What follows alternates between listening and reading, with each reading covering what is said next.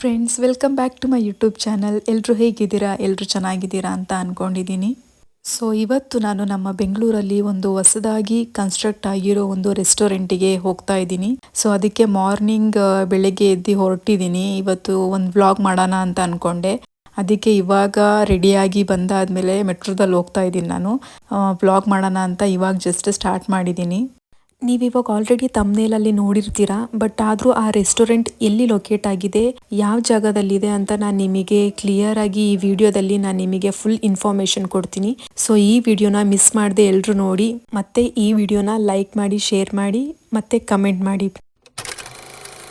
Morning ಬೆಳಿಗ್ಗೆ ಬೇಗ ಎದ್ದು ಪಿ ಜಿಯಿಂದ ರೆಡಿಯಾಗಿ ನಾನು ನನ್ನ ಫ್ರೆಂಡ್ ಹೊರಟ್ವಿ. ಬಸ್ಸಲ್ಲಿ ಹೋಗೋಣ ಅಂತ ಅಂದ್ಕೊಂಡ್ವಿ, ಲೇಟ್ ಆಗುತ್ತೆ ಅಂತ ಮೆಟ್ರೋದಲ್ಲೇ ಹೊರಟ್ವಿ.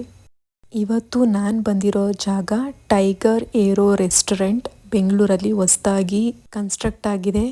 ರೀಲ್ಸಲ್ಲೆಲ್ಲ ತುಂಬ ನೋಡ್ತಾ ಇದ್ದೆ.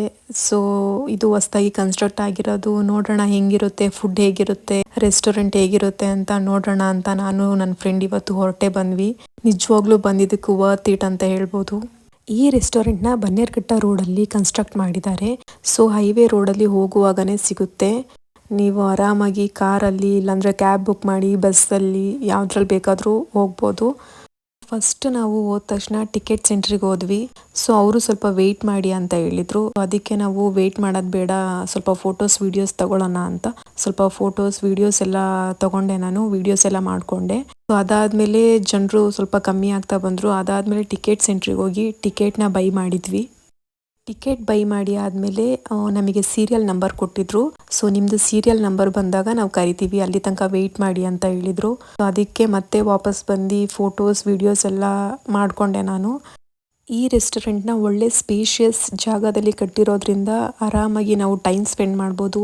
ಇದು ಹೈವೇ ರೋಡ್ ಆಗಿರೋದ್ರಿಂದ ಕಾರ್ ಪಾರ್ಕ್ ಮಾಡೋಕ್ಕೂ ಸ್ವಲ್ಪ ಜಾಗ ಬಿಟ್ಟಿದ್ದಾರೆ. ಸೊ ಅಲ್ಲೋಗಿ ನಾವು ಕಾರ್ ಪಾರ್ಕಿಂಗ್ ನಮ್ಮ ವೆಹಿಕಲ್ನ ಪಾರ್ಕ್ ಮಾಡ್ಕೋಬೋದು. ಇದು ಫ್ಯಾಮಿಲಿ ರೆಸ್ಟೋರೆಂಟ್ ಆಗಿರೋದ್ರಿಂದ ಮಕ್ಕಳಿಗೆ ಪ್ಲೇ ಗ್ರೌಂಡು ಮಾಡಿದ್ದಾರೆ. ಒಳ್ಳೆ ಟೈಮ್ ಸ್ಪೆಂಡ್ ಮಾಡ್ಬೋದು. ಮಕ್ಕಳಿಗೆ ತುಂಬ ಆಟ ಆಡೋಕ್ಕೆ ಎಲ್ಲ ಏನೇನೋ ಇಟ್ಟಿದ್ದಾರೆ. ಸೊ ಅದರಲ್ಲಿ ಮಕ್ಕಳುಗಳು ಆರಾಮಾಗಿ ಎಂಜಾಯ್ ಮಾಡ್ಕೊಂಡು ಆಟ ಆಡ್ಬೋದು. ಅದಾದಮೇಲೆ ಆ ಕಡೆ ಸೈಡ್ ಹೋದರೆ ಕಾಫಿ, ಟೀ, ಸ್ನ್ಯಾಕ್ಸ್ ಅದೆಲ್ಲ ಬೈ ಮಾಡ್ಕೊಂಡು ಅಲ್ಲಿ ತಿನ್ಬೋದು. ಫೈನಲಿ ಅರ್ಧ ಗಂಟೆ ವೆಯ್ಟ್ ಮಾಡಿ ಆದಮೇಲೆ ಇವಾಗ ನಾವು ಒಳಗೆ ಹೋಗ್ತಾ ಇದ್ದೀವಿ. ಸೊ ಒಳಗೆ ಹೋದ್ಮೇಲೆ ನಿಮಗೆ ಹೇಗಿತ್ತು ಅಂತ ತೋರಿಸ್ತೀನಿ ಬನ್ನಿ.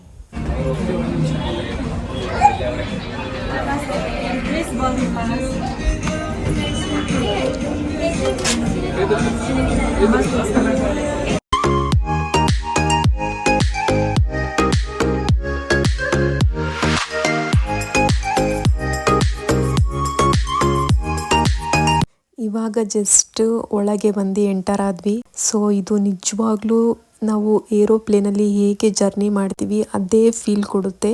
ಏನಕ್ಕೆ ಅಂದರೆ ಇಲ್ಲಿ ಎಲ್ಲರೂ ಅದೇ ಥರ ಡ್ರೆಸ್ ಮಾಡ್ಕೊಂಡು ಅದೇ ಥರ ಗ್ರೂಮ್ ಆಗಿ ಹೇಗೆ ಕ್ಯಾಬಿನ್ ಕ್ರೂ ಅವರು ಪ್ಯಾಸೆಂಜರ್ಸ್ನ ಟೇಕ್ ಕೇರ್ ಮಾಡ್ತಾರೆ, ಅದೇ ಥರ ಇಲ್ಲಿ ನಮಗೆ ಬಂದು ನಮಗೆ ಯಾವ್ಯಾವ ಫುಡ್ ಬೇಕು ಅಂತ ಲಿಸ್ಟ್ ಮಾಡ್ಕೊಂಡು ಹೋದ್ರು.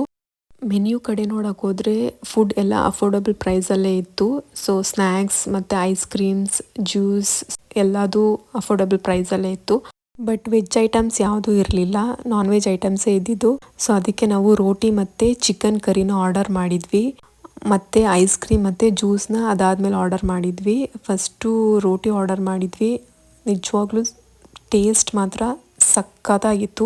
ನಾವು ಫಸ್ಟ್ 2 ರೋಟಿ ಆರ್ಡರ್ ಮಾಡಿದ್ವಿ. ಅದಾದಮೇಲೆ ಕರಿ ಚೆನ್ನಾಗಿದೆ ಅಂತ ಇನ್ನೂ 2 ರೋಟಿ ಆರ್ಡರ್ ಮಾಡಿ ಫುಲ್ ಊಟ ಮಾಡಿ ಮುಗಿಸಿದ್ವಿ.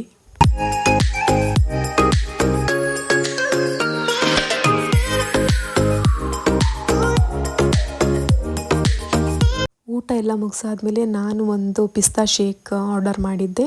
ನನ್ನ ಫ್ರೆಂಡು ಐಸ್ ಕ್ರೀಮ್ ಆರ್ಡರ್ ಮಾಡಿದ್ಲು. ಸೊ ಪಿಸ್ತಾ ಶೇಕ್ ಕುಡ್ದಾದ್ಮೇಲೆ ಸ್ವಲ್ಪ ಟೈಮ್ ಸ್ಪೆಂಡ್ ಮಾಡಿ ಅದಾದಮೇಲೆ ನಮಗೆ ಬಿಲ್ ಕೊಡಿ ಅಂತ ಹೇಳಿದರು. ಸೊ ಬಿಲ್ ಕೊಟ್ಟು ಆದಮೇಲೆ ಬಿಲ್ ಪೇ ಮಾಡಿ ಆದಮೇಲೆ ಮತ್ತೆ ಹೊರಟ್ವಿ. ನಾವು ಪಿ ಜಿ ಹೋಗೋಣ ಅಂತ ಹೊರಟ್ವಿ. ನಾವಷ್ಟು ಆರ್ಡರ್ ಮಾಡಿದ್ದಕ್ಕೆ ನಮಗೆ ಟೋಟಲ್ ಬಿಲ್ 751 ರೂಪೀಸ್ ಆಗಿತ್ತು. ಬಿಲ್ನ ಪೇ ಮಾಡಿ ರೆಸ್ಟೋರೆಂಟಿಂದ ಹೊರಟ್ವಿ. ನಾವು ಹೊರಗಡೆ ಬಂದಾದಮೇಲೆ ನಾವು ಅಲ್ಲಿ ಎಷ್ಟೊತ್ತು ಬೇಕಾದರೂ ಟೈಮ್ ಸ್ಪೆಂಡ್ ಮಾಡ್ಬೋದು. ಬಟ್ ನಾವು ಒಳಗಡೆ ಹೋದ್ಮೇಲೆ ಜಾಸ್ತಿ ಟೈಮ್ ಸ್ಪೆಂಡ್ ಮಾಡೋಕ್ಕಾಗಲ್ಲ. ಏನಕ್ಕೆ ಅಂದರೆ ತುಂಬ ಜನ ಒಳಗಡೆ ಬರೋಕ್ಕಿರ್ತಾರೆ. ಅವರಿಗೆ ನಾವು ಟೈಮ್ ಮಾಡಿಕೊಡ್ಬೇಕು, ನಾವು ಅಲ್ಲಿ ಜಾಸ್ತಿ ಟೈಮ್ ಸ್ಪೆಂಡ್ ಮಾಡೋಕ್ಕಾಗಲ್ಲ. ಸೊ ಅದಕ್ಕೆ ಅಲ್ಲಿ ಊಟ ಎಲ್ಲ ಮುಗಿಸ್ಕೊಂಡು ಬೇಗ ಹೊರಟಿ ಬಂದ್ಬಿಟ್ವಿ. ಆಮೇಲೆ ಇಲ್ಲಿ ಹೊರಗಡೆ ಬಂದ್ಬಿಟ್ಟು ಕಾಫಿ ಟೀ ಜ್ಯೂಸ್ ಎಲ್ಲ ಇತ್ತು. ಸೊ ಸ್ವಲ್ಪ ಹೊತ್ತು ವಾಕ್ ಮಾಡಿ ಅದಾದಮೇಲೆ ಅಲ್ಲಿ ಹೇಗೆ ಕೆಲಸ ಮಾಡ್ತಾರೆ ಅಂತ ಎಲ್ಲ ನೋಡ್ತಾ ಇದ್ವಿ. ಯಾವ ಥರ ರೆಸ್ಟೋರೆಂಟ್ ಈ ಕಡೆ ಹಿಂದ್ಗಡೆ ಒಂದು ಸ್ಟೆಪ್ಸ್ ಇದೆ. ಸೊ ಅಲ್ಲಿಂದ ಎಲ್ಲರೂ ಫುಡ್ನ ತೊಗೊಂಡೋಗಿ ನಮಗೆ ಸರ್ವ್ ಮಾಡೋದು. ನಮಗೆ ಏರೋ ರೆಸ್ಟೋರೆಂಟ್ ಒಳಗೆ ಹೋಗಿ ಊಟ ಮಾಡೋದು ಬೇಡ, ಏನು ಸ್ನ್ಯಾಕ್ಸ್ ತಿನ್ನೋದು ಬೇಡ ಅಂದರೆ ಅಲ್ಲೇ ಮೇಲ್ಗಡೆ ಒಂದು ಕೆಫೆನೂ ಇದೆ. ಸೊ ಅಲ್ಲೋಗಿನೂ ನಾವು ಊಟನ ಮಾಡ್ಬೋದು, ಸ್ನ್ಯಾಕ್ಸ್ ಏನಾದರೂ ಒಂದು ತಿನ್ಬೋದು ಆರಾಮಾಗಿ ಹೋಗಿ. ಸೊ ಫೈನಲಿ ಎಲ್ಲ ನೋಡಿ ಆದಮೇಲೆ ನಾನು ನನ್ನ ಫ್ರೆಂಡ್ ಅಲ್ಲೇ ಸ್ವಲ್ಪ ಹೊತ್ತು ಆಟ ಆಡಿದ್ವಿ. ಅಲ್ಲೇ ಈವ್ನಿಂಗ್ ತನಕ ಟೈಮ್ ಸ್ಪೆಂಡ್ ಮಾಡಿದ್ವಿ.